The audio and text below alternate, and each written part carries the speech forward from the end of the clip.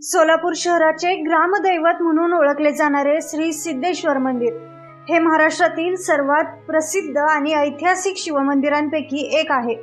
नमस्कार, मी साक्षी आणि तुम्ही पाहताय कथार्थ। 12व्या शतकात महान संत आणि समाजसुधारक श्री सिद्धेश्वर महाराज यांनी या मंदिराची स्थापना केली। ते श्री साईलम मल्लिकार्जुन मंदिर येथील भगवान मल्लिकार्जुनांचे भक्त होते। गुरूंच्या आज्ञेनुसार त्यांनी सोलापुरात 68 शिवलिंगांची स्थापना केली आणि त्याच परिसरात सिद्धेश्वर मंदिर उभारले। तसेच समाजाच्या पिण्याच्या पाण्याची गरज भागवण्यासाठी त्यांनी सिद्धेश्वर तलावाची निर्मिती केली।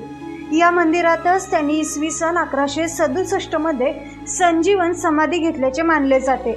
आजही हे मंदिर लाखो भाविकांच्या श्रद्धेचं केंद्र आहे। दरवर्षी मकर संक्रांतीला येथे भव्य गड्डा यात्रा भरली जाते, ज्यासाठी देशभरातून भाविक सोलापुरात येतात। इतिहास, अध्यात्म आणि समाजसेवेचा अद्वितीय संगम म्हणजे श्री सिद्धेश्वर मंदिर।